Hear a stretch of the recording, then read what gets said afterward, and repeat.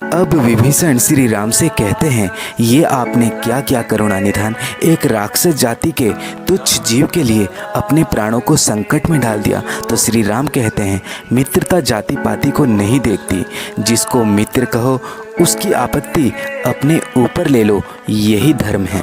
आप तो हमारी शरण में आए हो, एक शरणागत की रक्षा के लिए अपने प्राण भी दे देने चाहिए, यही धर्म है। और हमने तो आपको लंका का राजा बनाने का वचन भी दिया है, और हमारे कुल की यही नीति है कि जान जाए पर वचन न जाए। दूसरी ओर जैसे ही रावण की आंख खुलती है तो रावण अपने चतुर सारथ से कहता है, कहाँ ले जा रहे हो रथ को? वो कहता है, आप अचेत हो गए थे महाराज, इसीलिए आपके प्राणों को बचाने के लिए रथ को वापस ले आया। रावण क्रोधित होकर कहता है, रावण पीठ दिखाकर वापस आ गया, तूने ये कलंक भी मेरे ऊपर लगवा दिया है। अब सारथ रावण से कहता है, मैं सदा आपके कल्याण की अपेक्षा करता हूँ, सारथी का जो कर्तव्य है मैं वही निभा रहा था।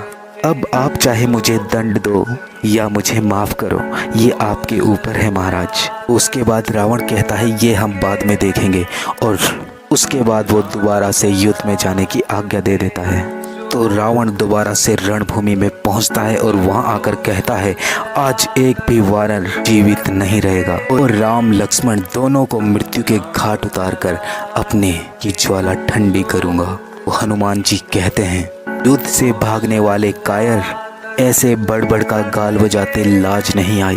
रावण कहता है, कहाँ छिपा रखा है अपने स्वामी को, से कहो रावण ललकार रहा है। तो वैसे ही वहां पर श्री राम पहुंचते हैं और श्री राम कहते हैं, तुम्हारी ललकार का प्रतिकार करने आ गया हूं।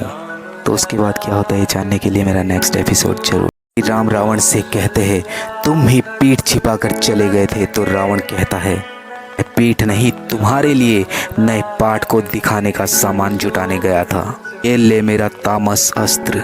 और श्री राम पर आक्रमण कर देते हैं। जब श्री राम उसके अस्त्र का मतलब उसके बाण का जवाब देते हैं तो उसके बाद वो सुहा अस्त्र भी आता है और उसका भी जवाब श्री राम दे देते हैं। के बीच युद्ध शुरू हो जाता है। तो श्री राम कहते हैं, छल से युद्ध मत कर। तो श्री राम एक सुरक्षा कवच चारों तरफ लगा लेते हैं, जिससे कि उसका कोई भी आक्रमण श्री राम को नहीं लग रहा था, और श्री राम का हर बाण उसके कवच पर टकरा रहा था। जैसे ही अब सूर्य अस्त हो जाता है, उसके बाण कहता है, आज तुम बच गए, कल फिर से आना। श्री राम कहते हैं, जाओ, जो आज तुम्हारे में बचे हैं, जाओ अपना परलोक सुधारने का कुछ उपाय करो।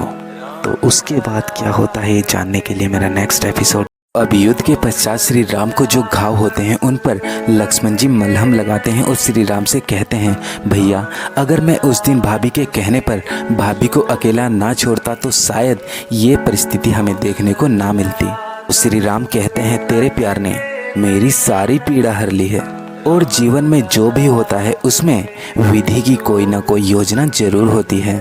दाता दुख शिक्षा के लिए देता है और सुख मानव की परीक्षा के लिए।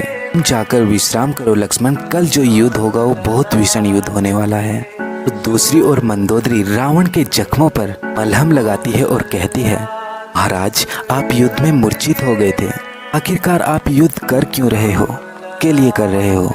तो रावण कहता है, विजय होने के लिए और अपनी कीर्ति के लिए, और युद्ध में एक को जरूर हारना पड़ता है, तभी दूसरा विजय हो सकता है। मैं मरने से भी डर नहीं लगता मंदोदरी, मैं मरने के बाद। अब रावण अपनी पत्नी मंदोदरी से कहता है कि अगर मैं मर भी गया तो भी मैं अमर ही रहूंगा। तो उसके बाद मंदोदरी कहती है, अभी भी समय है, आप धर्म का मार्ग अपनाकर और सीता को वापस श्री राम को लौटाकर उनकी शरण में जा सकते हो और ये युद्ध होने से टल सकता है। हमारे पूरे कुल का विनाश हो चुका है, कोई भी नहीं बचा। कौन है जो आपकी विजय गाथा गाएगा? और अगर तुमको कुछ हो गया तो मेरा क्या होगा?